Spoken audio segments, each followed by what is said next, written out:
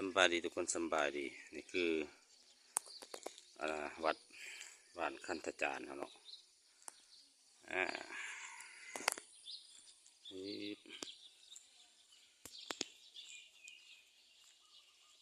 ี่พาทุกคนลงไปเบิ่งวิวแม่น้ำโขง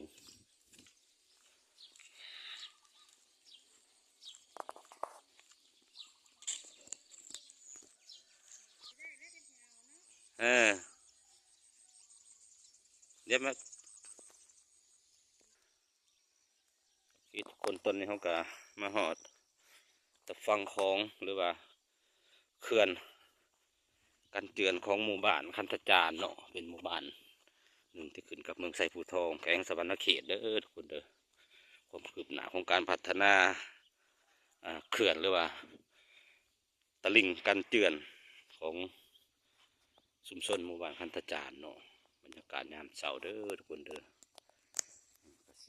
มาทักทายสบายดีFCทุกคนก็แล้วกันมาสบายดีเป็นทางการอีกรอบหนึ่งเนาะบรรยากาศนำกันเด้อพอดีได้มีโอกาสได้มาบ้านนะท่านจ้าก็เลยมาอัปเดตบันทึกคลิปเขื่อนกันตะพังเตือนเนาะคนเนาะที่ริมโขงหรือว่าริมทาบ้านคันธจารย์บรรยากาศน้ำเสาเป็น6 โมงปลายอากาศเย็นสบายความคืบหน้าถือว่าได้หลายเปอร์เซ็นต์พอสมควรดีพาทานผสมอย่างหล่อๆบางก่อนก็จะขาวไปกันต่อโอ้ยหักแล้วไปแวะดินเท่านั้นก่อนแป๊บหนึ่ง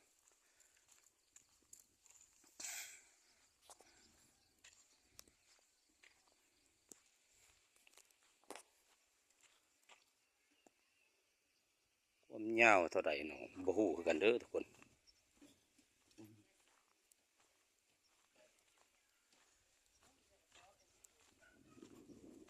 ได้หน้าบ้านขากนอกบ้านนี้เนาะขากแล้วได้หน้าบ้านงามแล้ว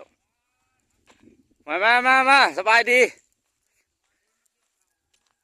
ว้ายมาพามาด่วนสิเมื่อเลยได้สิกลับบ้านแล้วโอ้ยมันขับรอบหนาโห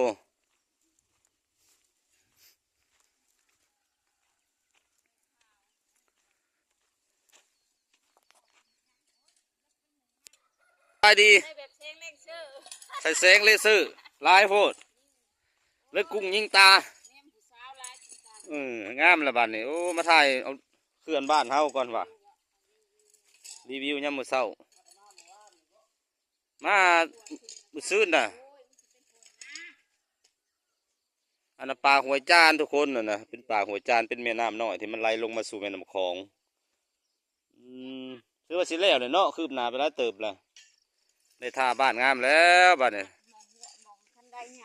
สิได้มองบันไดนั่งลงน่ะพูดโมเมนต์บอกเฮ็ดตรงกลางเหรอวะตรงกลางตรงส่วนมันก็ต้องมีอยู่แล้วเนาะตรงกลางอันนั้นมันก็จะเป็นท่าวัดทุกคนที่มองเห็นกับหุ่นเป็นดอนเด้อ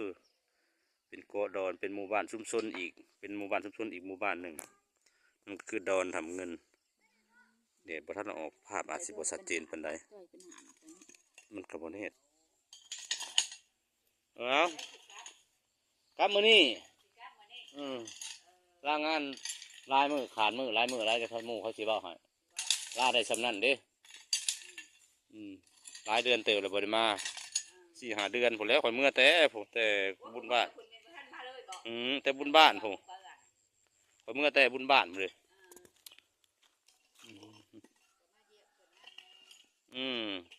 มาอยู่ฮะแล้วตรงงานเวลามาจังมาได้ไม่ใช่หลอดเมื่อหน้าบ่เมื่อบ้านเมื่อสวนมา2-3 มื้อละพี่กาดพี่น้องเพิ่นสิไปใส่เนาะไปใส่ถิ่นไปยามเบ็ดบ่ฮะป้าเพิ่นสิไปทำงานคือบ่ดี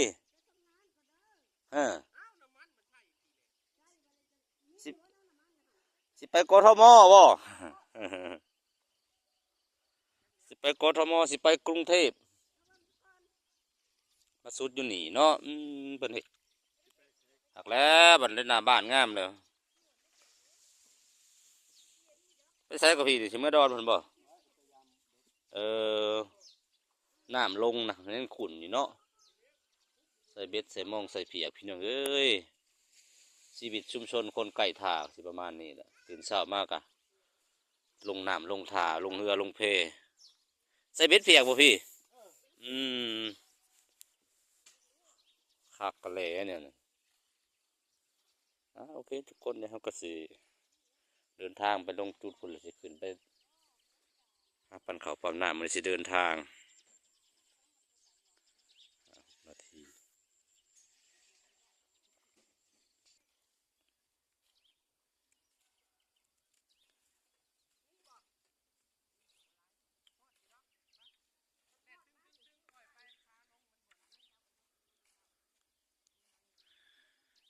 หาปลาทุกคน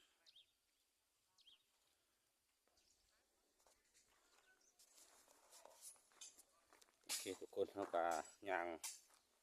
โอ้เนาะตัวปลาหัวจานกับพวกย่างกันห่วยตัวใดเนาะกับผู้ข้อมูล700-800 เมตรผมรู้จังไดเป็นใบหน้าใหม่ของหมู่บ้านเราหรือว่าใกล้สำเร็จ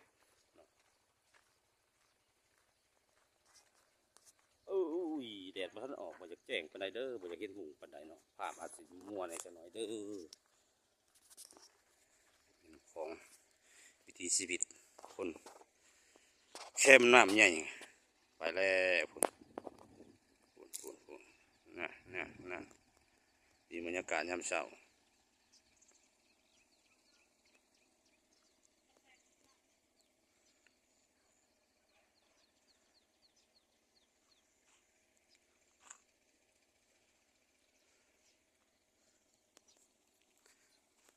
โอเคก็เด้อทุกคนโอเคก่อนเดี๋ยวพบกันใหม่คลิปหน้าสำหรับคลิปนี้ก็ขออนุญาตจบคลิปลงเพียงเท่านี้ก่อนพี่น้องเลย